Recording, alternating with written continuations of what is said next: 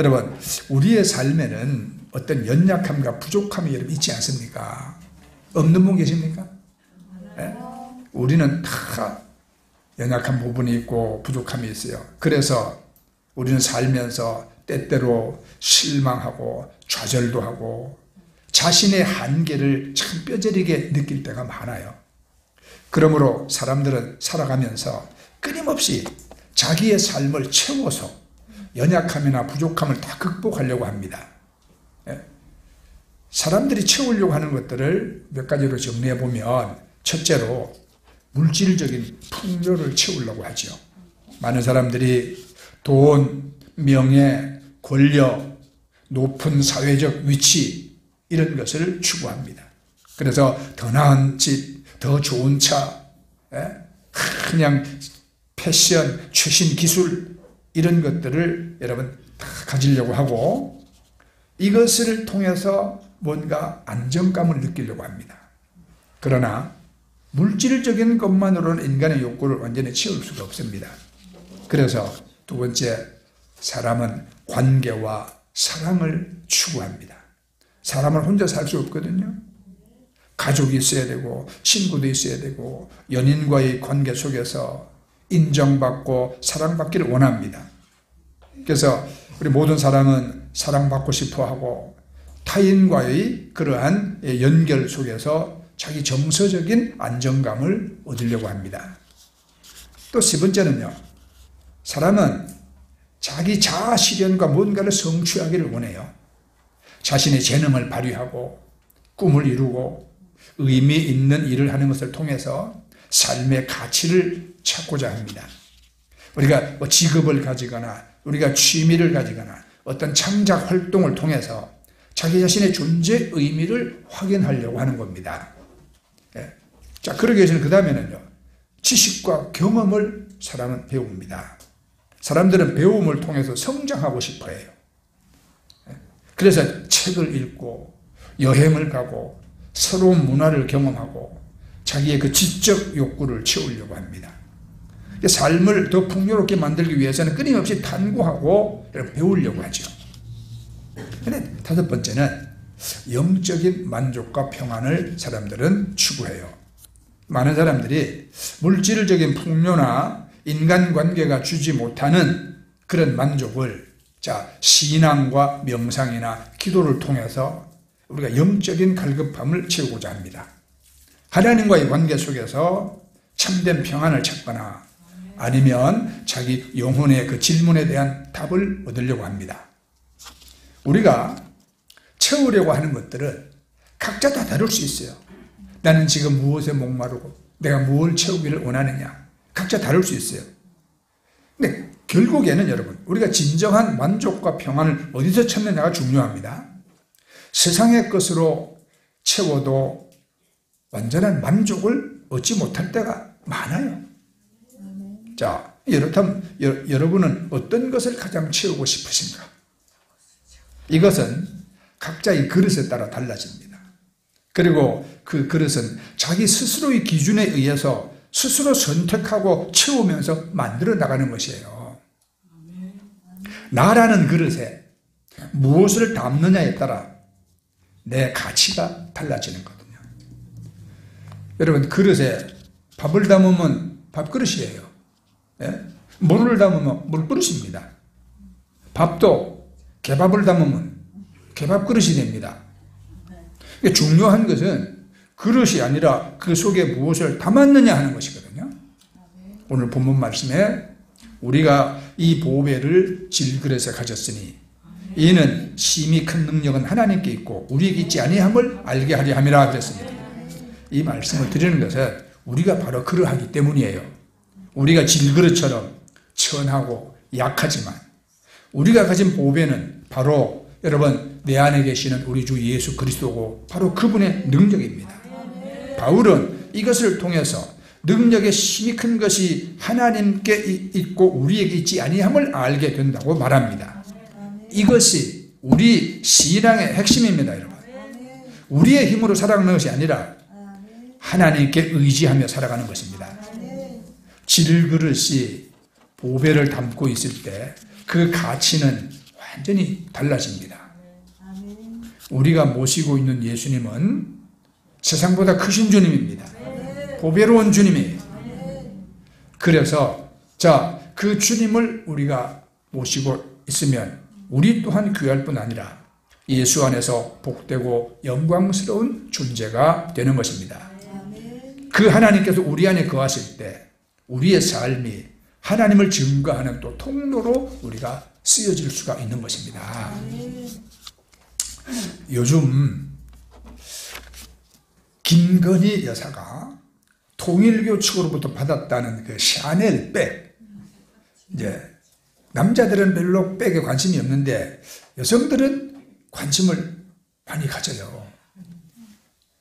나는 그 샤넬 백 가격이 궁금해서 알아보니까 모델과 크기에 따라서 다르지만 가장 인기 있는 대표적인 제품이 클래식 플랫백이라는 제품이래요. 근데 이게 1,450만 원이랍니다. 근데 핸드백 하나가 자그마치 1,400만 원이 넘는다니까 내 머리로는 이해가 안 돼요. 근데 저는 핸드백보다는 그 명품 샤넬이라는 브랜드를 만든 사람이 누군지 궁금해. 그렇죠? 제가 다 찾아봤어요. 네. 코코 샤넬이라는 여자분인데 본명은 가브리엘 샤넬이에요. 이분이 프랑스에서 태어났거든요. 여자분입니다. 어린 시절 어머니를 잃고 아버지에게도 버려졌어요. 그래서 수도원에서 수녀들이 키우고 보육원에서 전전하면서 성장을 했습니다. 이 코코 샤넬이 어려운 환경에서 참 자랐죠. 그런데 하나님을 믿는 신앙을 통해서 힘을 얻습니다. 샤넬이 고아원에서 자라면서도 그 어려운 환경에서 좌절하지 않고 자기의 꿈을 키우고 또 자기의 길을 개척을 했던 이 태도, 우리에게 큰 교훈이 되어집니다. 처음에는요 가수가 되기를 희망했어요. 그런데 해보니까 재능 부족이야. 그래서 이제 꿈을 접습니다. 근데 하나님이 샤넬에게 주신 것은 노래하는 재능이 아니라 디자인하는 재능이었어요. 그래서 그녀는 처음에 모자 디자이너로 활동을 시작합니다. 모자, 예쁜 모자 만드는 디자이너로. 그 다음에 이제 패션 업계에 발을 들였죠. 샤넬은 하나님께서 자기에게 주신 재능을 감사하면서 이제 디자이너로 명성을 얻고 아주 패션계를 변화시킵니다. 고아원에서 배운 절제와 단순함이 그녀 디자인의 철학에 영향을 주었대요. 그래서 샤넬은 아주 실용적이고 또 세련된 디자인으로 파리에서 큰 인기를 얻었습니다.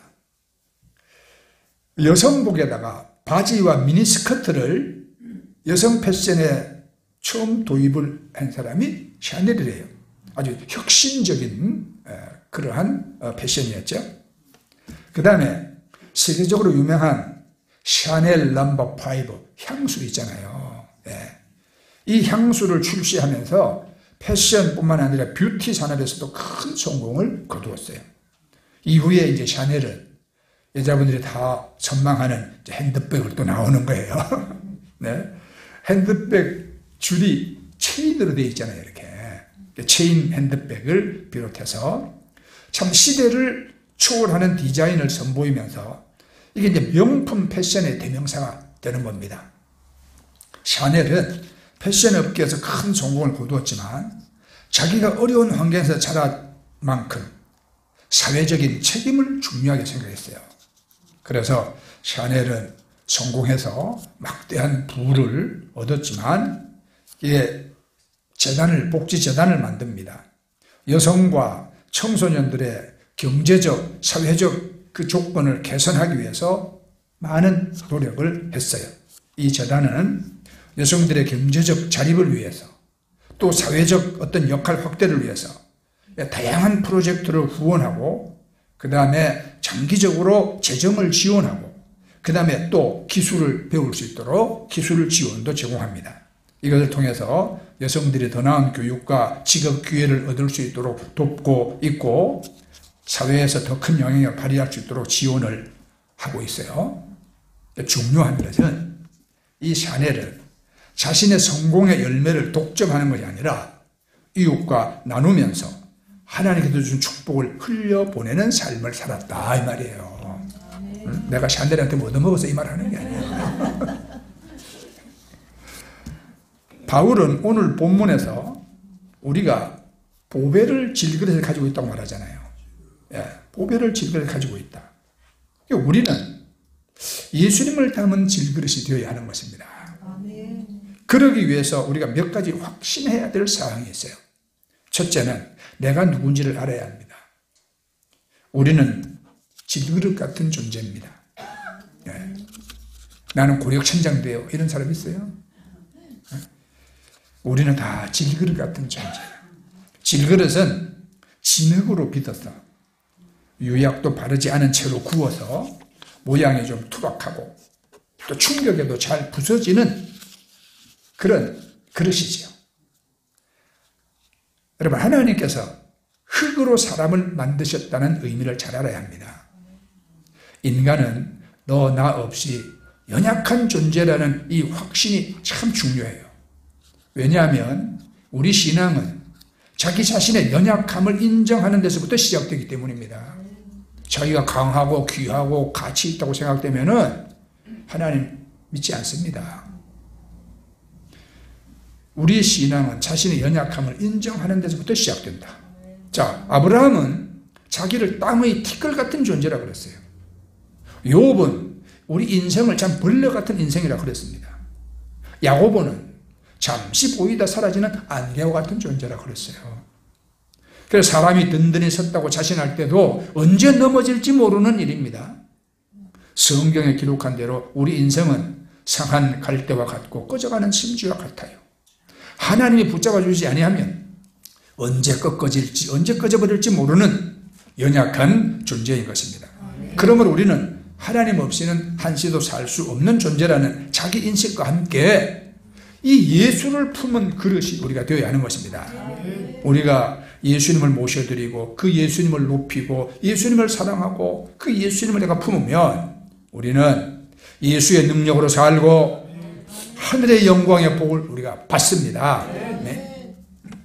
여러분들 다시 한번 마음을 활짝 여시고 그 예수님을 구주로 모시고 품으시기를 축복합니다. 우리 교회도 사실 질그릇과 같아요. 왜냐? 질그릇 같은 인간들이 모인 교회니까. 교회도 질그릇 같지요. 그러므로 여러분, 완전한 목사 없어요. 완전한 교회 없습니다. 고린도 전후서는 우리 신앙생활에 실제적으로 매우 중요한 성경책입니다. 여러분, 사랑이 무엇이냐 말할 때 성경을 모르면 뭐라고 대답하겠어요? 눈물의 씨앗이에요. 김추자는 거짓말이야 이랬는데 고린도전서 13장 사랑은 오래 참고 사랑은 온유하며 이거를 빼놓고 우리가 어떻게 사랑을 말할 수 있느냐 이 말이에요. 부활을 말할 때 고린도전서 15장을 제외하고 부활의 설명이 되지 않습니다. 성령의 은사에 대한 가르침은 고린도전서 12장 14장 그리고 우리가 성찬식 하잖아요. 성찬의 집례를 어떻게 할 것이냐 고린도전서 11장. 만일 이 고린도서가 없었다면 우리 신앙생활에 많은 어려움이 있을 뻔했어요. 그뿐만 아니에요. 고린도는 그리스의 항구 도시로서 그때 당시 많은 사람들이 살던 대도시였어요. 그러니까 많은 사람이 모였으니까 교회에서도 사람들의 문제가 그대로 다 노출됩니다. 그래서 고린도전서 1장을 보면 교회의 분쟁 문제가 나와요. 이파 저파 이당 저당 만들었고 사분오열된 교회 모습을 보이고 5장으로 가면 교회 내에 성적인 문제가 또 나와요. 성도덕이 무너졌어. 6장 교인들 간의 법정 소송 문제가 나와. 교인들끼리 서로 고소하고 치고받고 법정에서 다툽니다. 7장 가면 결혼 문제 나와. 8장에 제사 문제 나와. 16장 가면 또 헌금 문제 있어. 교회 안에 있는 모든 문제가 여기 다 나타납니다. 로마서가 우리 신앙의 본질을 다룬 책이라면 고린도서는 교회 생활의 실제를 다룬 책입니다. 그래서 고린도서가 중요해요. 우리가 새벽에 마가복음을 끝내고 이제 우리가 고린도서를 공부하는 이유가 여기에 있는 겁니다. 근데 사도 바울은요, 이 모든 문제를 다 다룬 후에 고린도후서 4장 7절에 이렇게 말하잖아요. 우리가 이 보배를 질그릇에 가졌으니 이는 능력의 심히 큰 것이 하나님께 있고 우리에게 있지 아니하려 함이라. 이게 어떤 맥락이냐? 교회 안에 있는 우리 모습을 있는 그대로 다 얘기하다 보니까 우리는 금그릇도 아니고 은그릇도 아니고 뭐 고려 청자는 택도 없고 우리는 다 질그릇이다 이 말입니다. 다 질그릇이에요. 별로 값나가지도 않으면서 툭 하면 깨지기 쉬운 질그릇. 그래서 하나님께 복받고 쓰임받기 어려운 존재들. 그런데 딱 한 가지, 우리가 하나님께 은혜와 복을 받고 하나님의 일에 쓰임받을 수 있다는 것은 우리 안에 예수라는 보배가 있기 때문이라는 것입니다. 예수라는 보배. 능력은 그릇에 있는 것이 아니라 바로 보배에 있다 이 말이에요. 그래서 우리는 하나님을 섬기하는 것입니다. 우리 안에 예수님의 생명이 있고 성령님이 계시다면 우리가 질것이라 그래도 상관없어. 뭐 질그릇이든 뚝배기든 그걸로 우리가 하나님께 은혜 받고 복 받고 쓰임 받으면 되는 것입니다. 그렇죠? 미국에 영성이 탁월한 필립 얀시라는 작가가 있어요. 이분이 쓴 많은 책들이 세계적인 베스트셀러가 되었습니다. 나도 그분 책을 몇 권 사서 봤거든요. 내가 고통당할 때 하나님은 어디 계십니까? 또는 뭐 고통의 영성 뭐 이런 책을 썼습니다. 이제 몇 년 전에 정확히 기억이 안 나요. 이 필립 얀시가 한국에 와서 이제 설교를 했는데 오늘의 한국 교회가 여러 가지로 어려운 때 참 위로하고 격려하는 내용의 설교를 했어요. 바로 이 내용이에요. 질그릇은 진흙으로 만든 그릇으로 참 깨지기 쉽고 부서지기 쉬운 그릇입니다. 근데 교회는 질그릇이고 우리 모두 질그릇입니다. 그러나 우리는 너무 질그릇만 보다가 상처받고 자신감을 잃어버립니다. 이제 질그릇 아니라 보배 이야기를 해야 합니다. 질그릇보다 질그릇 안에 있는 보배에 더 집중해야 합니다. 능력의 심이 큰 것이 보배에 있다는 것을 우리는 말해야 합니다. 그렇게 하면서 이제 이 얘기를 하나 하고 설교를 마무리했거든요. 이 필립 얀시는 미국 콜로라도주 로키 산맥 밑에 있는 산골 마을에서 태어났답니다. 그런데 이제 언제부턴가 그 산골 마을 사람들이 오케스트라를 만들어서 그럼 이제 마을 회관에서 연습을 시작합니다. 그 오케스트라 구성원들은 두말할 것도 없이 다 마을의 아저씨, 아주머니, 할머니들이었거든요. 그런데 어느 날 이분들이 동네 사람들을 모아놓고 마을 회관에서 연주회를 한대. 그동안에 갈고 닦은 실력을 이제 뭔가 보여주려고. 그런데 그날 준비한 연주곡이 놀랍게도 베토벤의 교향곡 9번이에요.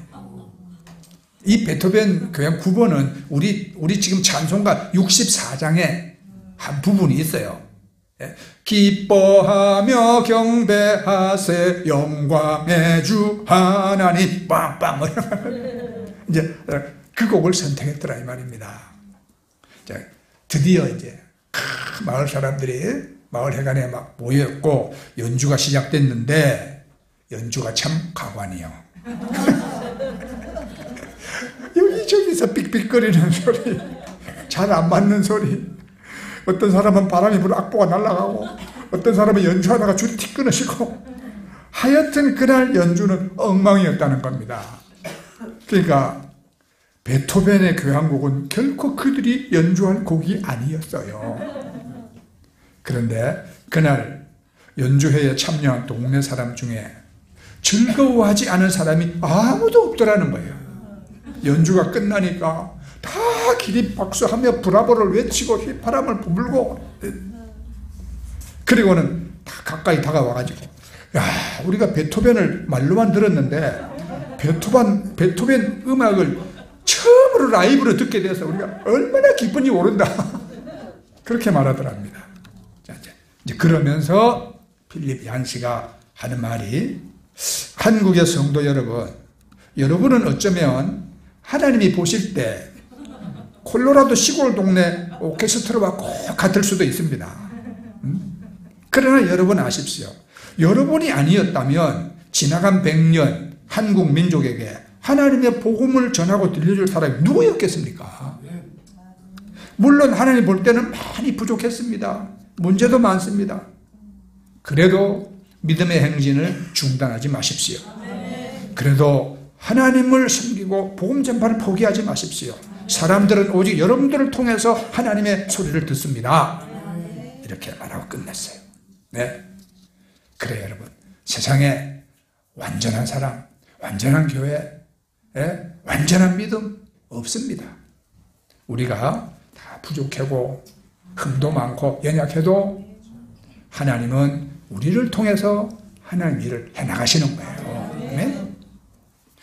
여러분, 사람에게는 하고 싶은 일이 있고 해야 하는 일이 있잖아요. 그죠? 하고 싶은 일, 해야 하는 일. 언제나 이 두 가지 일이 우리에게 주어집니다. 지금 내가 하고 싶은 일은 뭐냐?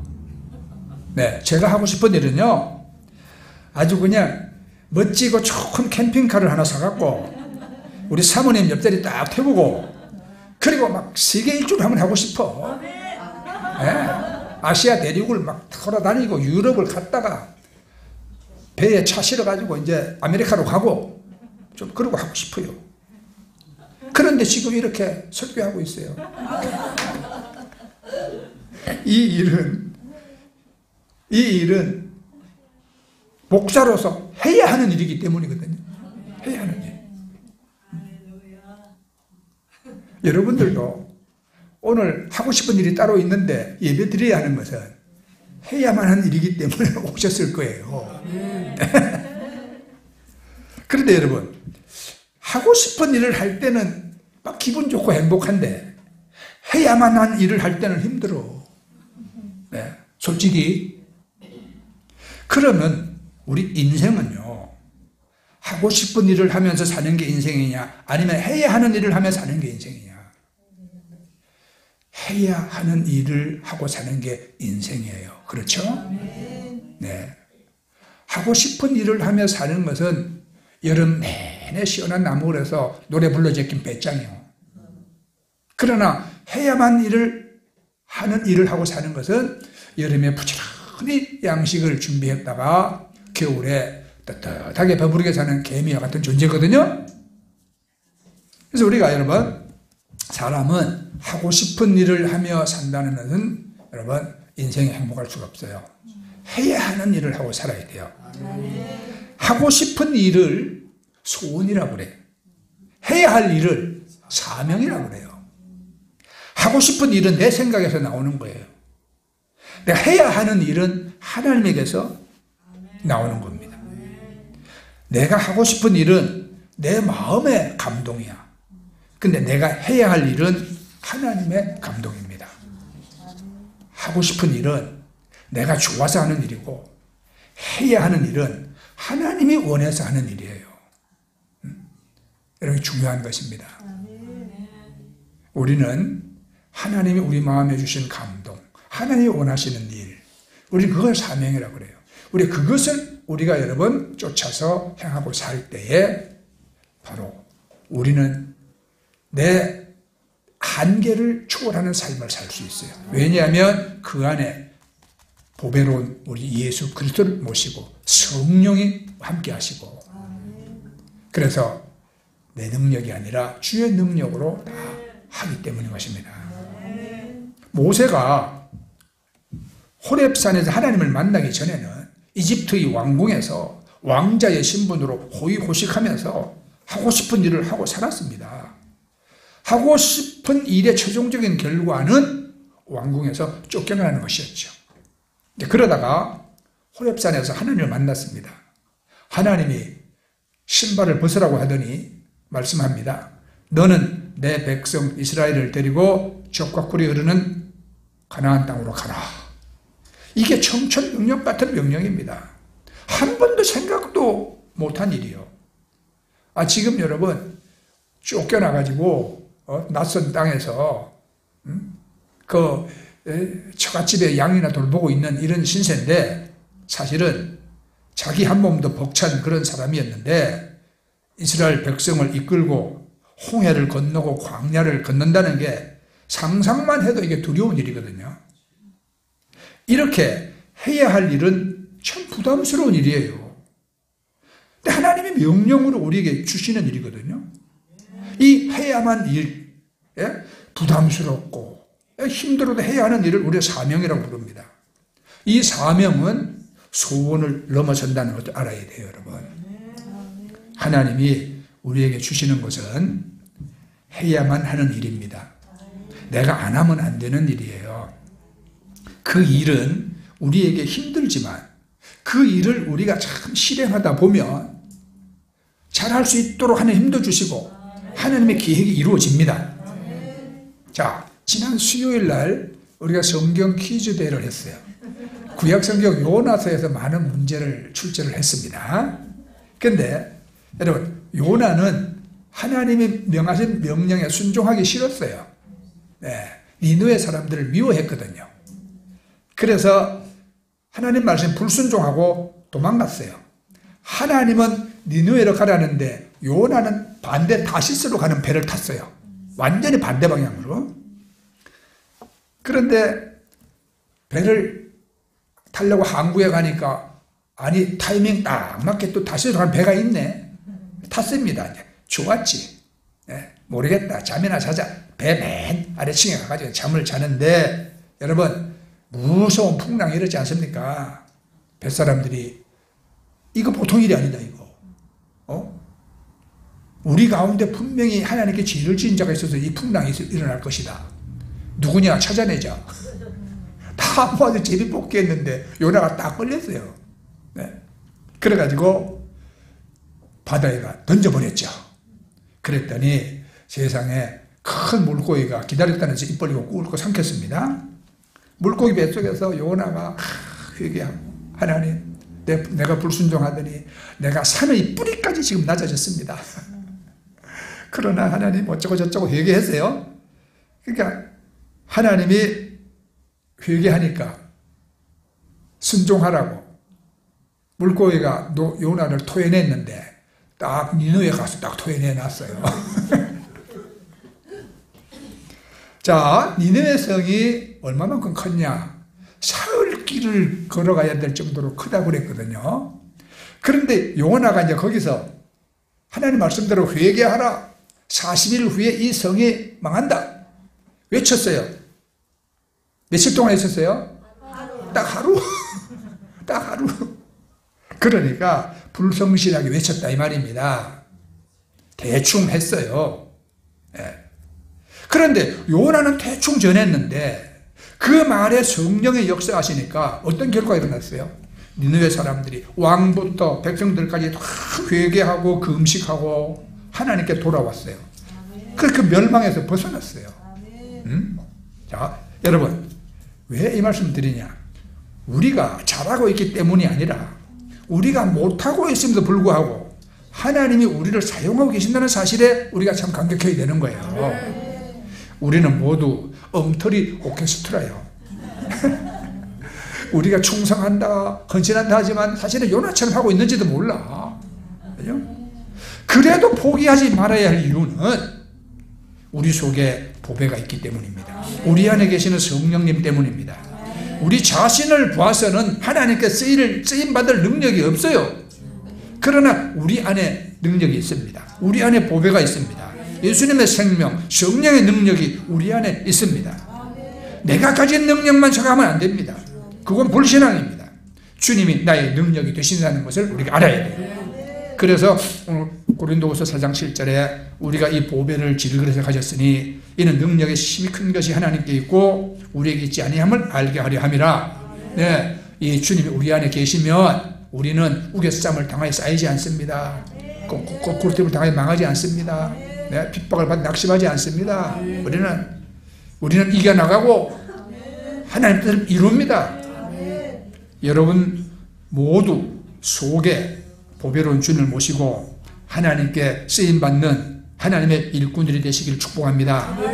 예, 그래서 다시 한번 말씀드립니다. 내 안에 계신 보배로운 주님과 함께 사방으로 우겨쌈을 당하여도 쌓이지 아니하고 답답한 일을 당하여도 낙심하지 아니하고 박해를 받아도 버림받지 아니하고 거꾸로짐을 당하여도 망하지 아니하고 예수의 생명을 가지고 여러분 슬픔과 탄식과 좌절을 넘어서 하나님의 뜻을 이루시길 바랍니다. 빛나는 소망으로 나가시기 바랍니다. 약점과 부족을 극복하고 여러분 모두 인생 승리하고 하나님께 칭찬받으시기를 예수님 이름으로 축복합니다. 아멘. 우리 찬송하고 기도하겠습니다.